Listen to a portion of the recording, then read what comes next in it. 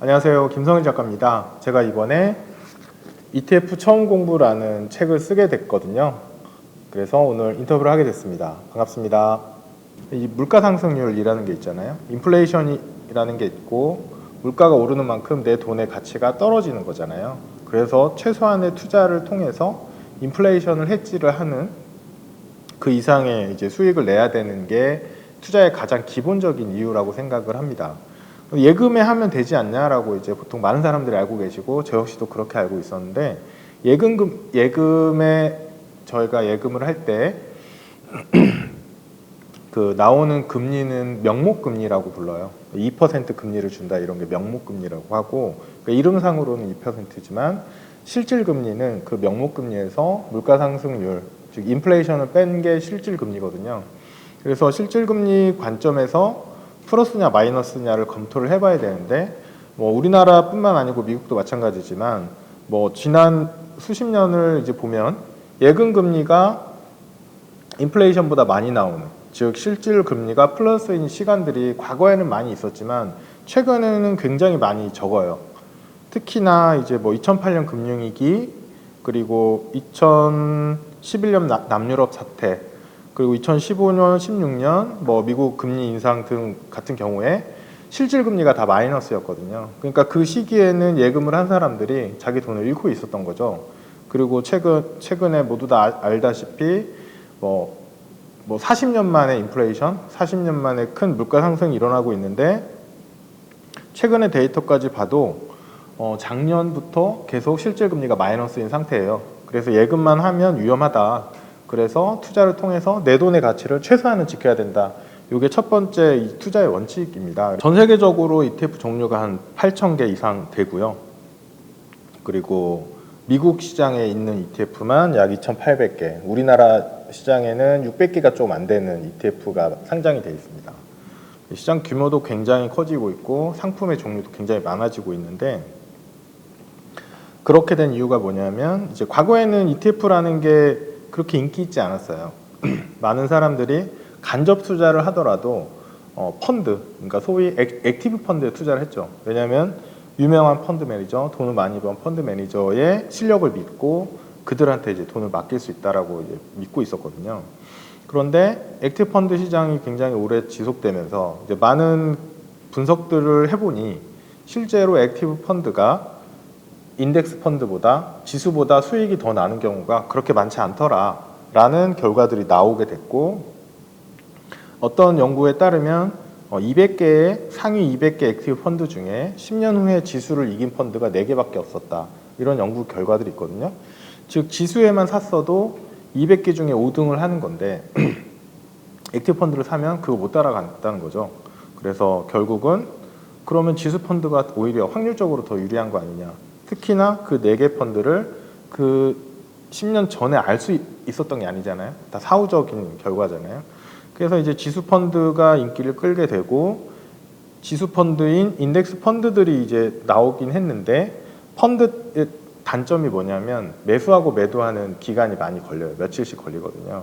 그런 단점이 있기 때문에 ETF라는 게 나왔는데 ETF는 이제 주식시장에 상장이 돼 있어서 실시간으로 매매가 가능하죠. 그리고 ETF가 추종하겠다고 약속한 그 지수를 거의 똑같이 추종하게 되어 있어요. 그렇기 때문에 내가 만약에 한국 주식에 투자하고 싶다. 그러면 한국 주식을 추종한 ETF를 사면 되는 거죠.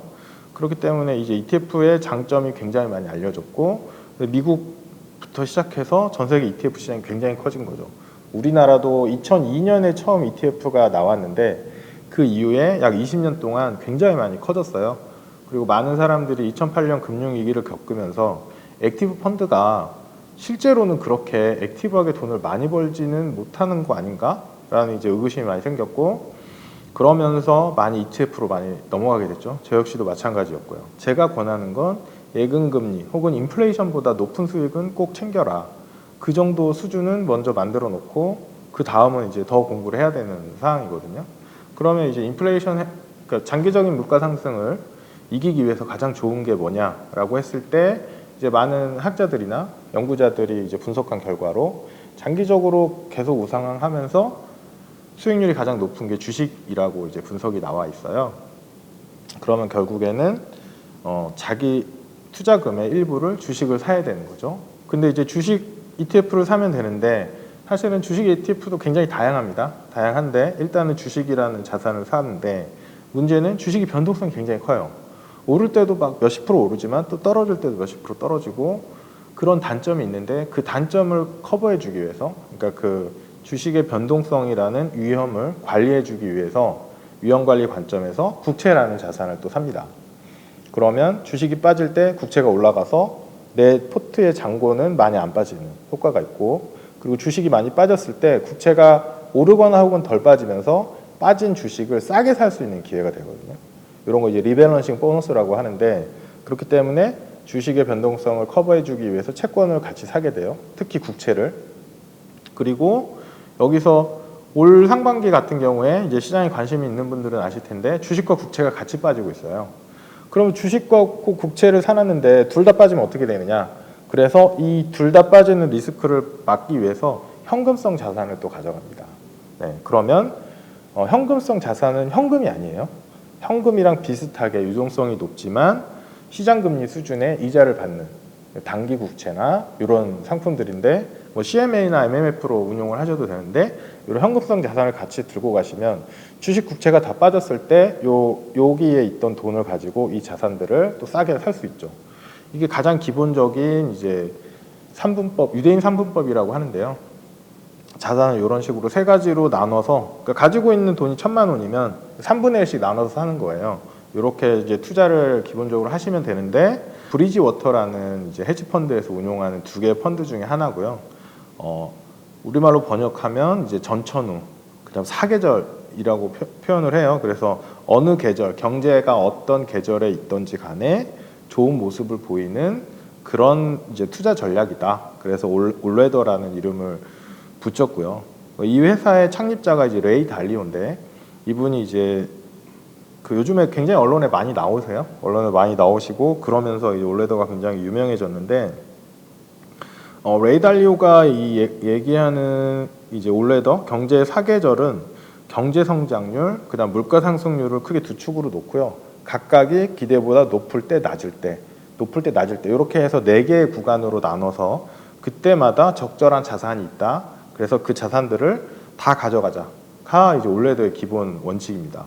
근데 보통은 뭐 이 정도 되는 굉장히 유명하고 뭐 많은 자산 있고 많은 돈을 번 사람들이라면 아니 지금 시점이면 1분기 1사분면 아니냐 아니면 뭐 3사분면 아니냐 해서 그 자산을 사면 될 것 같은데 레이 달리오가 이제 자신이 쓴 책에서도 그런 얘기를 해요.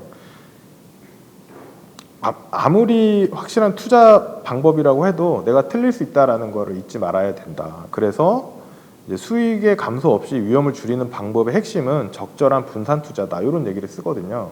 그래서 자신의 이제 철학을 녹여 넣은 게 이제 그 올레더 투자법이고 올레더 투자법에 따르면 이제 뭐 예를 들어서 경제 성장률이 기대보다 높을 때 그리고 경제 성장률이 기대보다 높을 때 좋은 자산은 주식 회사채, 원자재금, 신흥채권 이런 게 있다고 해요. 그리고 뭐 경제 성장률이 기대보다 낮을 때 좋은 자산은 뭐 미국 국채나 물가연동 채권 이런 게 있다고 하고 그다음 물가 상승률이 기대보다 높을 때는 물가연동채, 금, 신흥국 채권이 좋고 물가 상승률이 기대보다 낮을 때는 주식 미국 국채 이런 게 좋다라고 하는데 브리지워터에서는 이거를 이제 타이밍 제기를 하는 게 아니라 이런 자산들이 있는데 이런 자산들에 균등하게 배분하자라는 게 이제 여기에서 얘기하는 거고 그래서 제가 책에서 언급한 거는 올레더 A, B, C 뭐 이런 것들을 해놨어요. 그래서 올레더 A 같은 경우에는 브리지워터의 자료에 기반해서 제가 적절하게 이제 그 비율을 계산을 한 거고요. 그리고 올레더 B 같은 경우에는 레이 달리오가 이제 머니라는 책에서 이 포트폴리오를 이제 개인들은 이렇게 하시면 좋아요라고 얘기하는 게 있어요. 이제 올레더 B라고 해서 제가 책에서 언급을 드렸고요.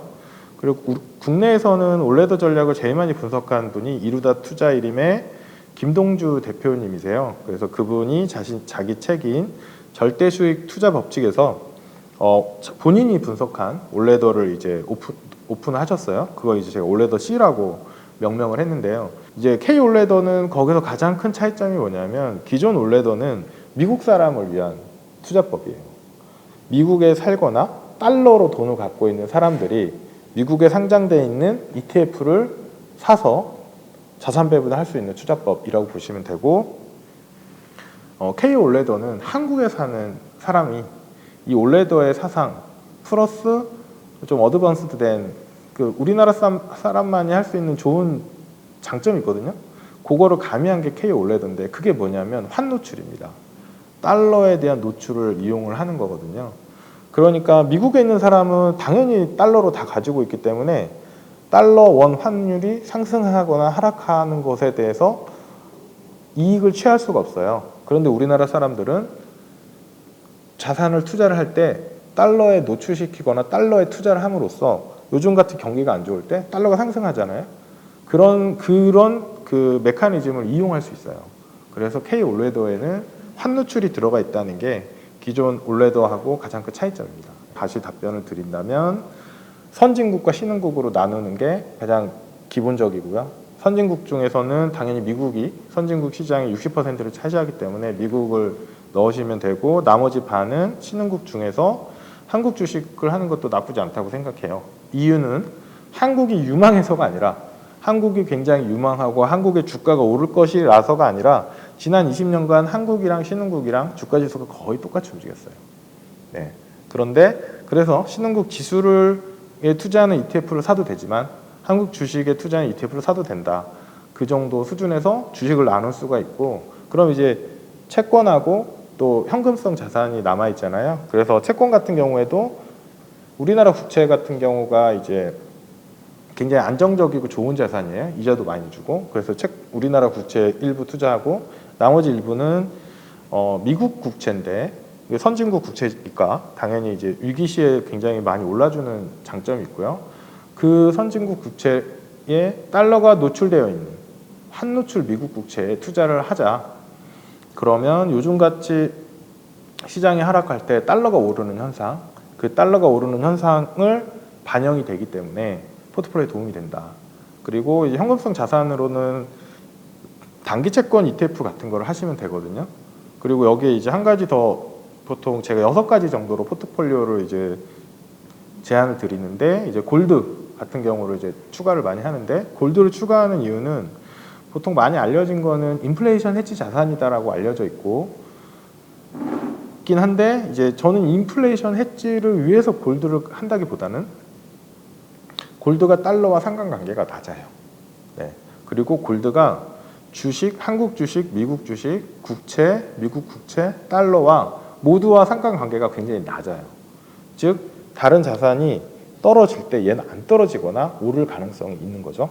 그리고 실제로 과거 수십 년의 역사 동안 그런 모습을 보였고요. 상관관계 관점에서 골드도 가져가자 해서 6개 자산을 추천을 드리거든요. 네.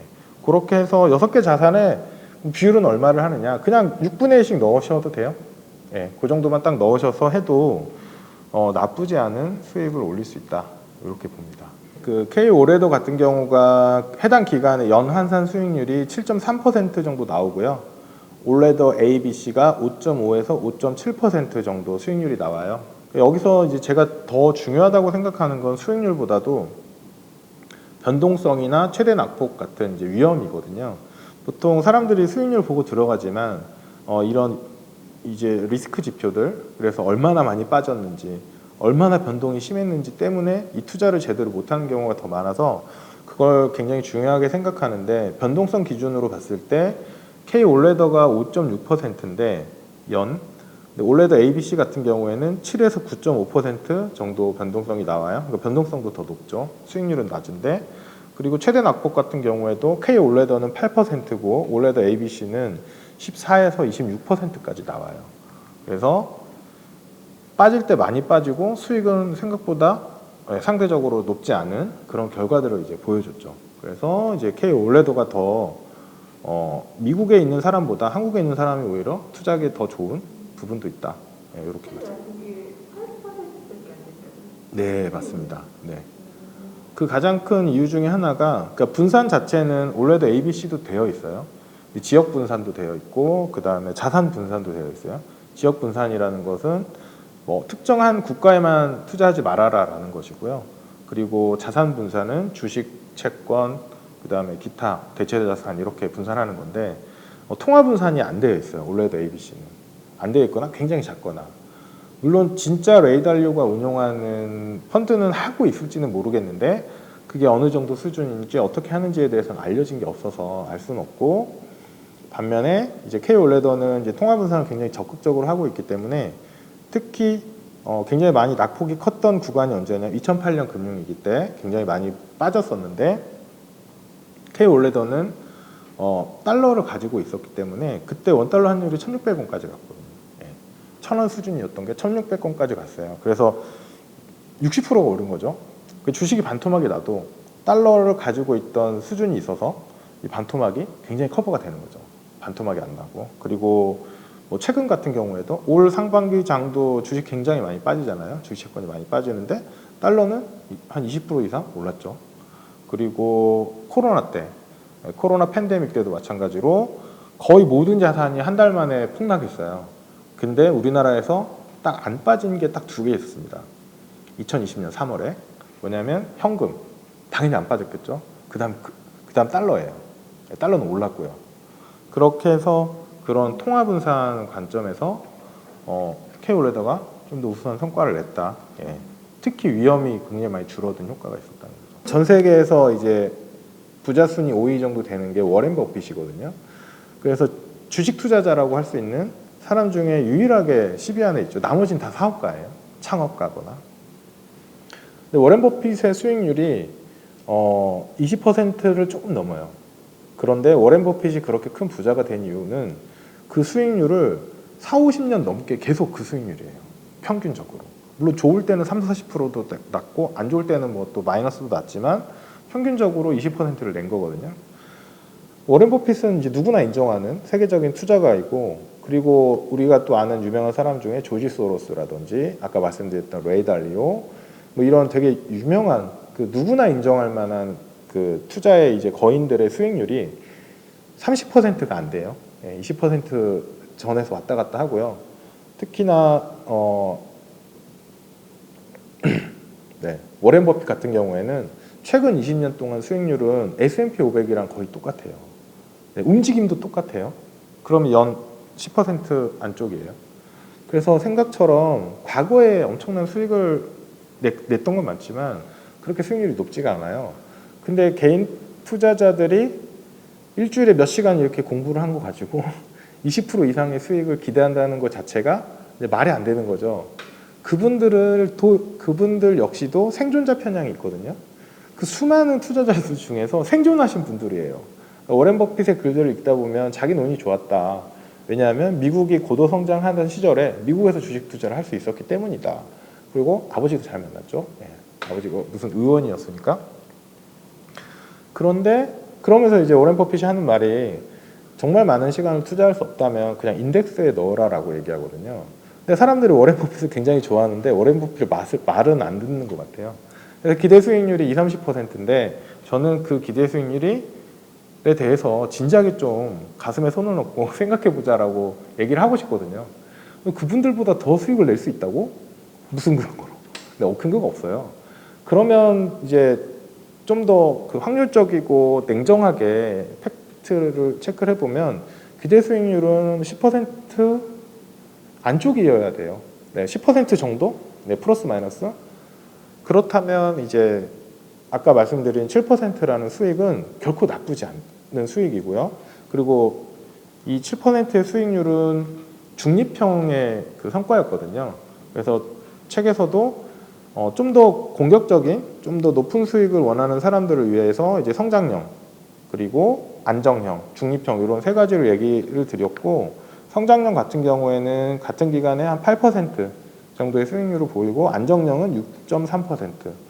안정형 같은 경우는 변동성이 4%고요.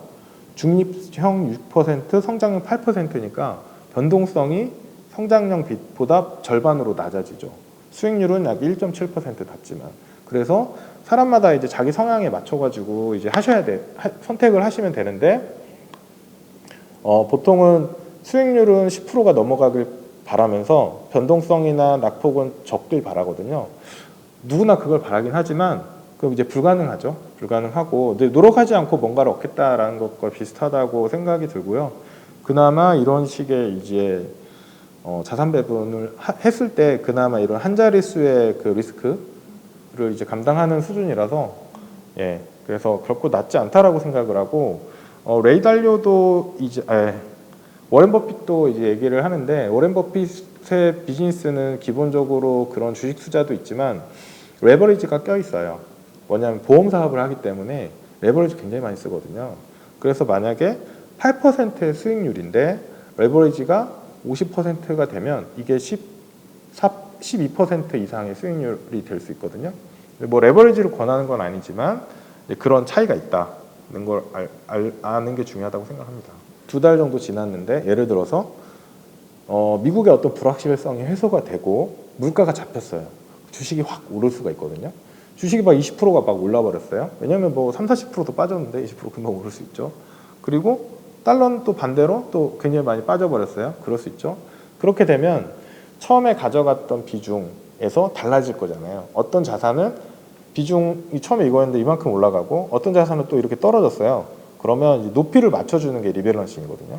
그래서 이거를 이만큼 팔고 이걸 이만큼 사는 거죠. 다시 높이를 맞췄잖아요. 이게 굉장히 좋은 점이 뭐냐면 항상 누군가는 이렇게 올라가고 누군가는 떨어지거든요. 상대적으로. 그럼 올라간 자산, 비싼 자산, 수익이 난 자산을 팔게 돼요. 심리적인 부담감이 덜하죠. 빠진 걸 파는 게 아니니까. 이걸 팔고 떨어진 걸 사요. 싸게 사게 되거든요. 딱 그것만 생각하면 생각보다 리밸런싱이 어렵지 않아요. 근데 문제는 사람들이 이걸 할 때 올라간 걸 팔면 되는데 더 올라갈 것 같은데 라는 생각들을 하는데 이건 처음에 결정한 의사결정을 중간에 바꾸게 되면 자꾸 잘못된 결정들을 반복하게 되죠. 리밸런싱 주기는 리밸런싱의 목적 자체가 균형이 틀어졌을 때 다시 밸런스를 맞추는 거잖아요. 그렇기 때문에 틀어질 때마다 하는 게 좋은데 개인 투자자가 그걸 매일매일 계산해서 하는 건 불가능하기 때문에 저는 이제 보통 월급날에 한 번 정도 계좌를 보고 이제 해주면 좋겠다라고 이제 말씀을 드리고요. 뭐 이제 버튼 멜켈이라는 이제 프린스턴의 이제 교수님 같은 경우에는 1년에 한 번이면 충분하다라고 얘기하는데 그거는 맞지 않습니다. 제가 그분 책 감수를 하면서도 맞지 않다라는 감수 후기를 남긴 적이 있는데 왜냐하면 1년 동안 주식이 반토막이 나기도 하고 2배가 되기도 하고 왔다 갔다 하는데 이때 굉장히 싸게 사고 비쌀 때 팔아서 수익을 실현하는 이런 리밸런싱 보너스를 받을 수 있는 기간을 다 놓치게 되거든요. 그렇기 때문에 개인 투자자들은 한 달에 한 번, 많아도 분기에 한 번은 해야 된다라고 생각을 합니다. 투자 방법마다 이제 시작 시점이 다 달라요. 네, 다 다른데 자산 배분 투자 같은 경우에는 바로 시작하라고 제가 늘 말씀을 드리거든요. 지금 시작하는 이유는 주식이 너무 싸잖아요. 네. 주식도 싸고 채권도 싸고 달러 좀 비싸요. 금도 비싼데 그러면 이제 사람들이 이제 힘들어하는 게 주식이 더 빠지지 않을까? 그리고 달러는 너무 비싼 게 아닐까? 누가 봐도 그렇죠. 1,300원이면 더 안 올라갈 것 같은데 이런 걸 생각하는데 이제 저희 자산 배분 투자의 목적 자체는 장기적인 우상향을 만들어내는 것이기 때문에 이 안에 있는 자산들이 싸고 비싸고는 신경을 안 써요. 이 자산의 묶음, 포트폴리오를 만드는 게 중요하기 때문에 만들어진 포트폴리오를 바로 투자를 하는 거죠. 이제 상장 폐지라는 게 돼요. ETF도 당연히 되죠.